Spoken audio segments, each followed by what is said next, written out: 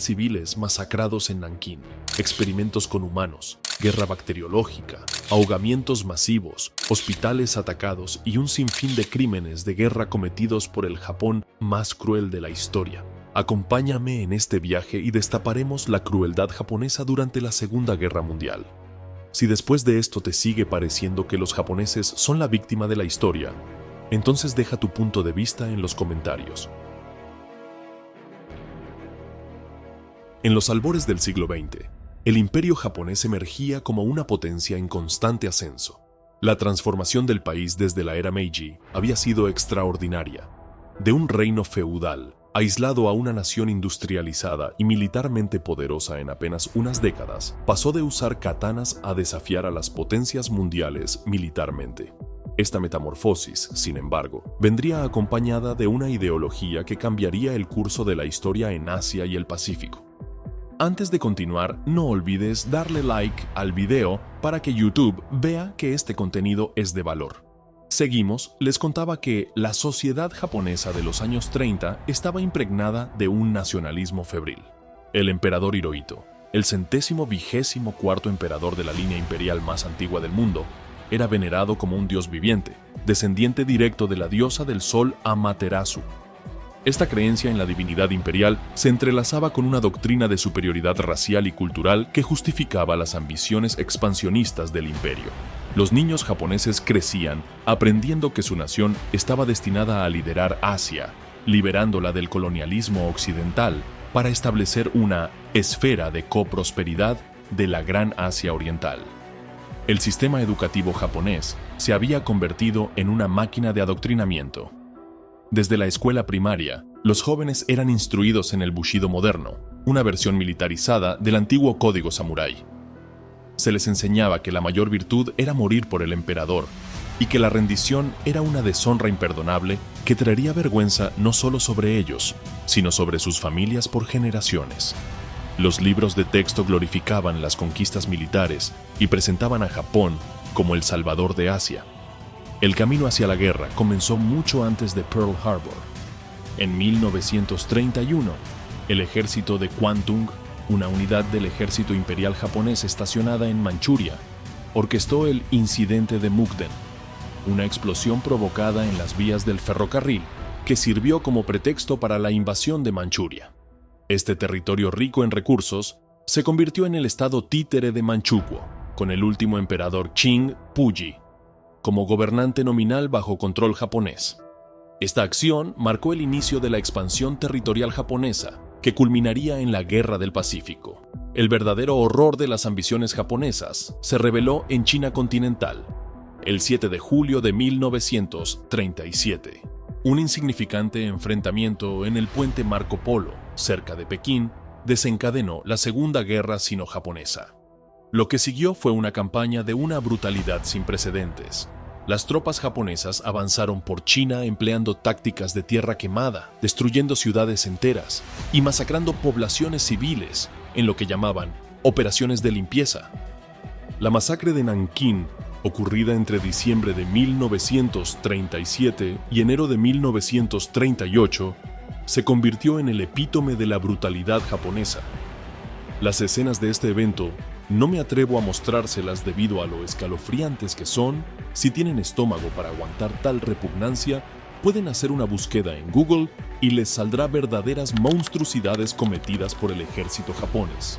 Después de capturar la entonces capital china, las tropas japonesas iniciaron una orgía de violencia que duraría 6 semanas. Los soldados competían entre sí para ver quién podía decapitar más prisioneros con sus espadas.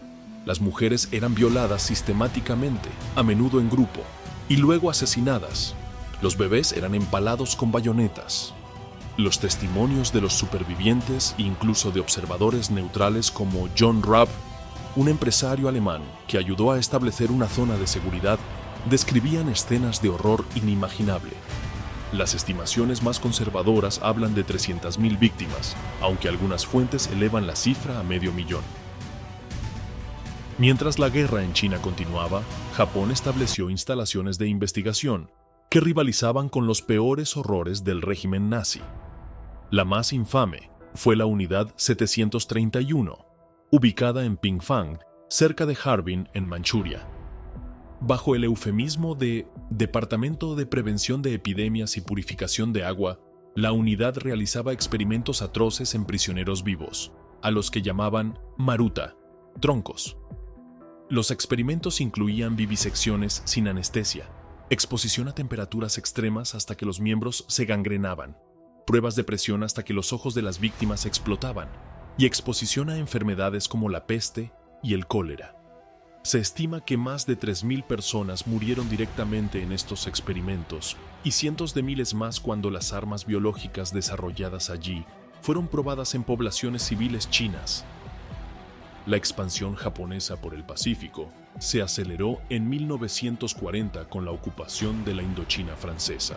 Esta acción provocó un embargo petrolero por parte de Estados Unidos, Reino Unido y Países Bajos, que suministraban el 80% del petróleo japonés.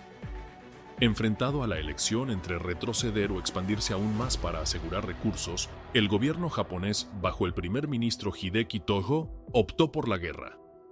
El ataque a Pearl Harbor fue una obra maestra de planificación militar y un desastre estratégico a largo plazo. El almirante Isoroku Yamamoto, quien había estudiado en Harvard y servido como agregado naval en Washington, entendía el poder industrial de Estados Unidos mejor que nadie. Cuando se le ordenó planificar el ataque, advirtió que Japón solo podría tener éxito durante los primeros 6 a 12 meses de guerra. A pesar de sus reservas, diseñó una operación brillante que implicó entrenar durante meses en condiciones similares a las de Pearl Harbor, modificar torpedos para aguas poco profundas y coordinar un ataque sorpresa masivo desde 6 portaaviones. La mañana del 7 de diciembre de 1941 amaneció clara y tranquila en Hawái. A las 7:48 de la mañana, la primera ola de 183 aviones japoneses atacó la base naval. Una segunda ola de 170 aviones llegó a las 8:54 de la mañana. Cuando el humo se disipó, 18 barcos estadounidenses habían sido hundidos o gravemente dañados, 347 aviones destruidos y 2.403 estadounidenses muertos. Sin embargo, por casualidad, los portaaviones estadounidenses estaban fuera del puerto ese día, un hecho que tendría consecuencias cruciales más adelante en la guerra. La ofensiva japonesa en los meses siguientes fue espectacular. Hong Kong cayó el 25 de diciembre. Manila fue ocupada el 2 de enero de 1942.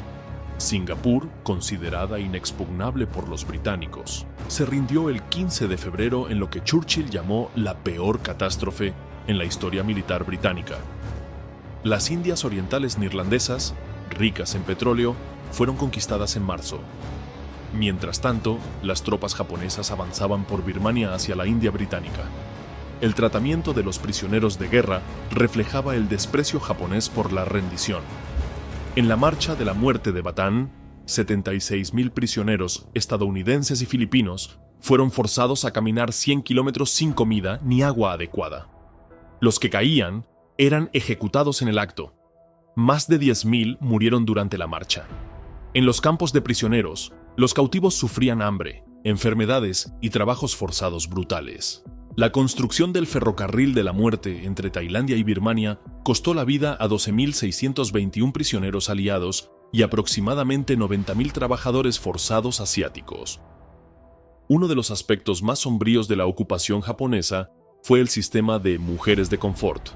Más de 200.000 mujeres, principalmente coreanas, pero también chinas, filipinas y de otras nacionalidades, fueron forzadas a la esclavitud sexual en burdeles militares japoneses. Muchas eran adolescentes engañadas con promesas de trabajo en fábricas. Debían servir a entre 20 y 30 soldados por día, y las que se resistían eran golpeadas o asesinadas. La mayoría no sobrevivió a la guerra, y las que lo hicieron quedaron con traumas físicos y psicológicos permanentes. La marea de la guerra comenzó a cambiar en junio de 1942, con la batalla de Midway. En una acción que transformó la guerra naval para siempre, los portaaviones estadounidenses, usando inteligencia obtenida al romper los códigos japoneses, hundieron 4 portaaviones japoneses en un solo día. Japón nunca se recuperó de esta pérdida. La batalla por Guadalcanal, que comenzó en agosto de 1942, se convirtió en una sangrienta guerra de desgaste que Japón no podía permitirse. A medida que la situación se deterioraba, Japón recurrió a tácticas cada vez más desesperadas. Los kamikazes, pilotos suicidas que se estrellaban contra barcos enemigos, comenzaron sus ataques en octubre de 1944. Estos jóvenes pilotos, muchos de ellos estudiantes universitarios, eran vistos como la encarnación del espíritu samurái. Antes de sus misiones participaban en ceremonias rituales, escribían cartas de despedida a sus familias y recibían una banda con el sol naciente. Aunque hundieron 34 barcos aliados y dañaron cientos más, no pudieron cambiar el curso de la guerra. El programa de armas biológicas japonés se intensificó. Se desarrollaron planes para usar la peste bubónica contra las ciudades estadounidenses. Se diseñaron los submarinos suicidas Kaiten y los torpedos humanos Kaiten. Se entrenó a civiles, incluidos escolares, para resistir una invasión con lanzas de bambú. Mientras tanto, las ciudades japonesas ardían bajo el bombardeo incendiario estadounidense. El ataque a Tokio del 9 al 10 de marzo de 1945 mató a más civiles que la bomba atómica de Hiroshima. El fin llegó con una nueva arma de poder inimaginable. El 6 de agosto de 1945, el B-29 Enola Gay lanzó la primera bomba atómica sobre Hiroshima. La explosión mató instantáneamente a 70.000 personas y destruyó el 90% de la ciudad. 3 días después, una segunda bomba destruyó Nagasaki. El emperador Hirohito, viendo que incluso los dioses no podían proteger a Japón de tal devastación, decidió aceptar la rendición incondicional. La ocupación estadounidense que siguió transformó radicalmente la sociedad japonesa. El general Douglas MacArthur, como comandante supremo de las potencias aliadas, supervisó la redacción de una nueva constitución que renunciaba permanentemente a la guerra. El emperador fue obligado a renunciar a su estatus divino en el Edicto de la Humanidad de 1946. Los Zaibatsu, los conglomerados industriales que habían alimentado la máquina de guerra, fueron desmantelados. Se implementó una reforma agraria radical y se introdujo el sufragio universal. Los juicios de Tokio, oficialmente el Tribunal Militar Internacional para el Lejano Oriente, procesaron a 28 líderes japoneses por crímenes de guerra. 7, incluido Toho, fueron ahorcados. Sin embargo, varios aspectos de los juicios siguen siendo controvertidos. El emperador Hirohito no fue procesado, una decisión política tomada por MacArthur para facilitar la ocupación. Los miembros de la Unidad 731 recibieron inmunidad a cambio de compartir sus datos con Estados Unidos. Muchos criminales de guerra de menor rango nunca fueron juzgados. La transformación de posguerra de Japón fue extraordinaria. El país adoptó una política de desarrollo económico primero bajo el primer ministro Shigeru Yoshida. Las antiguas fábricas de armamento se convirtieron para producir automóviles y electrodomésticos. La educación se reformó completamente, eliminando el adoctrinamiento militarista. Para la década de 1980, Japón se había convertido en la segunda economía más grande del mundo.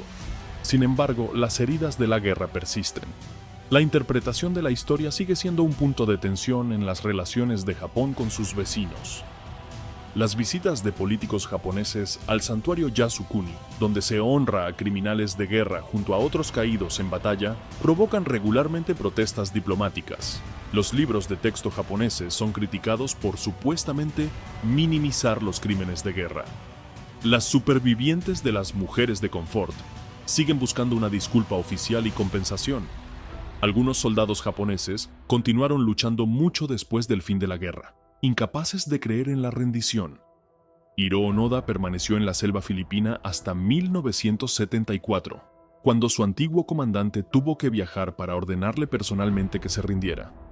Teruo Nakamura fue el último soldado japonés en rendirse en Indonesia en 1975.